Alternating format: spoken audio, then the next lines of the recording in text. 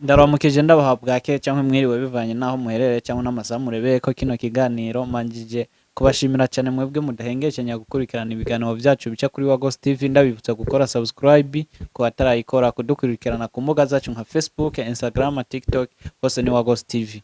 Uyu munsi nje kuvuga ibintu 10 bituma umuntu apfa akenye, bituma umuntu azorinda asaza akenye kandi atabifisemo uruhara, cyangwa ugasanga abikora atabizi, cyangwa ugasanga abifata minenegwe ntabwo abazi ko ari byo biri kumutera ubukene. Ikintu cya mbere gituma umuntu asaza akenye akarinda apfa akenye, icya mbere kwama witeze amahigwe yizana. Kwitega amahigwe yizana ni kimwe mu bintu bituma umuntu asaza akenye.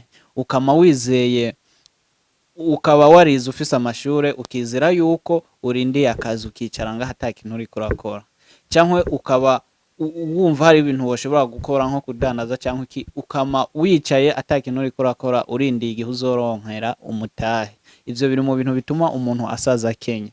Mu gihe udafise uwo mutahe urashobora gukora ibindi bintu ukazoronka umutahe, ukazoronka ibyo ushobora gukora wipfuza.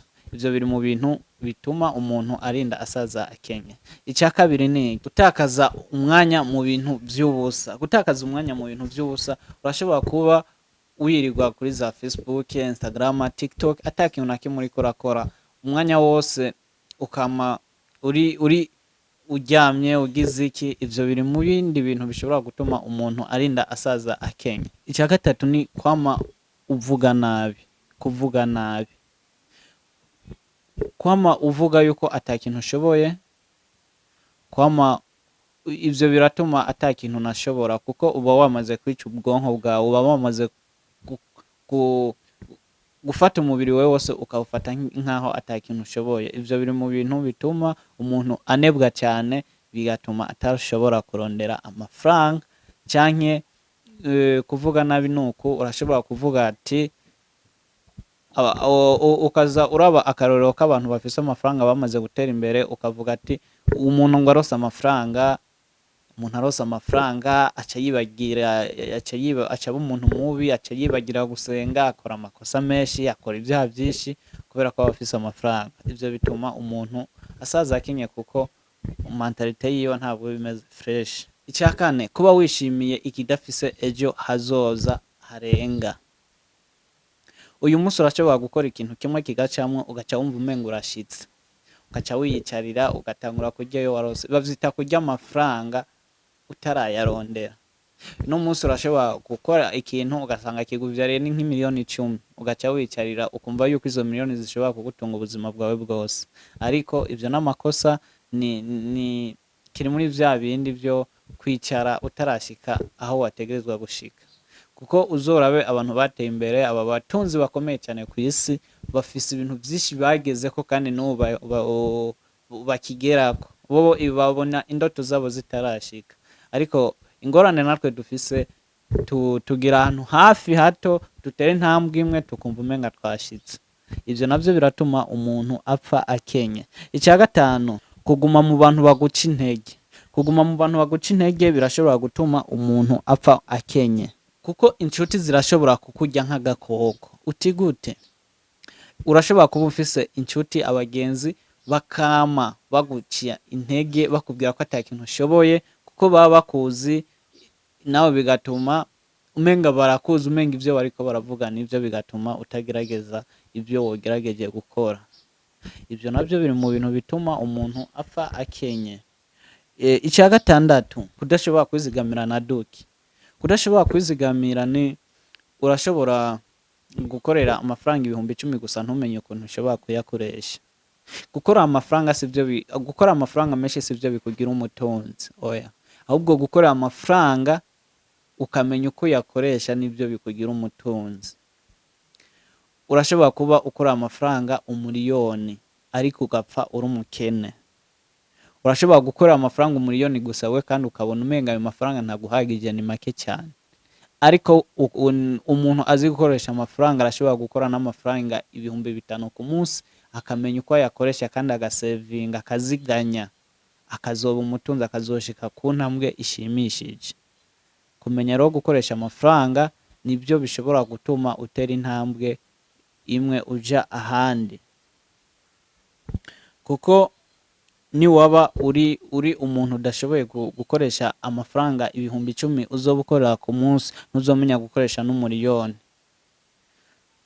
kuko hari abantu benshi uzosanga bafise amamiliyoni menshi cyangwa baronka amamiliyoni menshi, gusa nyuma y'ukwezi ukwezi ahembwa dufata akarorero, umuntu ashobora kuba ahembwa nk'imiliyoni 5 gusa ukwezi kuja guhera n'amafaranga ibihumbi 100 afise. Ukoro ni kutamenya uko ukoresha amafaranga. Ikintu cindwi gituma umuntu asaza akenye cyangwa adatera imbere ni iki? Guhora uhindura intumbero cyangwa guhora uhindura ivyiyumviro, sinzi ukuntu nokivuga, guhora uhindura ivyiyumviro ata kintu ushobora guhagararako, navyo biri mu bintu bituma umuntu adatera imbere, agazosaza akenye. Uti rero gute?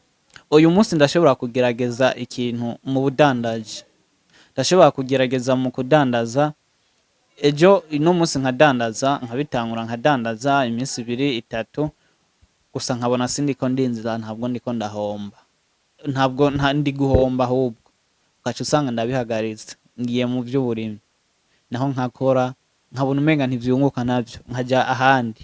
Ivyo rero kugumuzerera, ivyo bituma udatera imbere kandi bituma uhomba cyane, kudafata intumbero yaho ugomba gushika.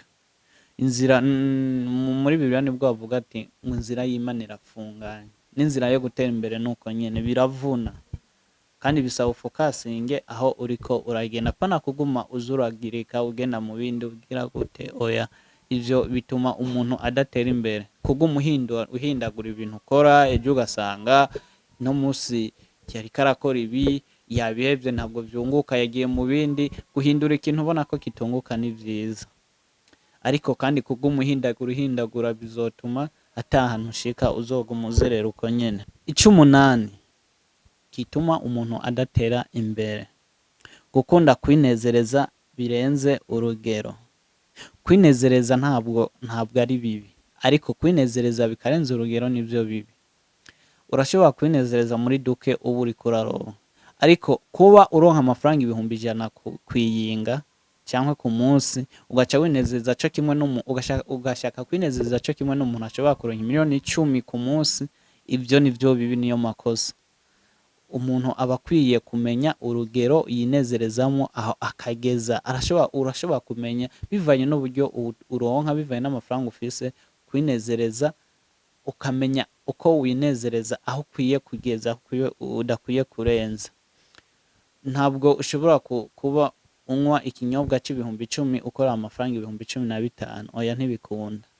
Ahubwo unywa ikinyobwa c'ibihumbi 10 ni wa wundi akore umuriyoni. Tuze tumenya uburyo twinezerezamo, ntiturenze urugero, kuko biri mu bituma umuntu adatera imbere. Iki 9 gishobora gutuma umuntu adatera imbere ni guhora uvuga ngo nzotangura ejo, guhora uyumvira ko uzotangura ejo cyangwa ko uzokora ikintu ejo. Ivyo navyo bituma umuntu adatera imbere kandi cyane gose. No munsi urumva wokora, ariko ukagira umutima cyangwa ubunebwe, ukumva umenga ejo niho sawa ho gutangura. Tangura uyu munsi ugerageze byanke wagerageje, ugire ubwoba bwo kudatangura, hakugira ubwoba bwo gutsindwa cyangwa bwo kunanirwa. 10 ni ukuja kure y'Imana cyangwa y'ibituma ugira discipline, cyangwa ugira kubaha, ugira kwitonda, ugira ingeso nziza. Kuja kure y'ivyo byose biratuma umuntu adatera imbere, kuko ushobora kudasenga ugasanga waribagiye kubaha umuntu, ntabwo ukizi kubaha umuntu, ntabwo uzi kuvugisha umuntu, ntabwo ugira ikinyabupfura, ntabwo ugira isoni, nta kintu gitera isoni kugira cyangwa gukora cyangwa kuvuga. Ivyo biri mu bintu bituma udatera imbere. Ikindi nacyo biratuma uja muri za ngeso mbi z'ivyo byose, uburaya, ibiki, ivyo byose ni vyica akazoza k'umuntu, bigatuma umuntu adatera imbere. Ariko nubwo bimeze uko, nubwo hoba hari ikintu kimwe mw'ibi coba caragufashe cyane, urashobora guhindura, kuko ubuzima ni ubufatira ingingo, ni ubuha intumbero, sibwo buguha intumbero. Ibi nta umuntu burya akuze, umuntu akomeye, umuntu ari normal, ntabwo ibintu ari byo bimuhindura, ahubwo niwe abihindura. Nubwo uzoba uri umuntu umeze uko ufise ibintu biguhindura, niyo uzoronka n'amafaranga menshi ugasanga nawe yaguhinduye, yakugize umuntu mubi, aho kuyakoresha ibintu byiza uriko urayakoresha ibintu bibi. Ndabashimire mwari kumwe na Danium Official, mwibuke gusana subscribe, kuba like, share and comment. Ciao ciao.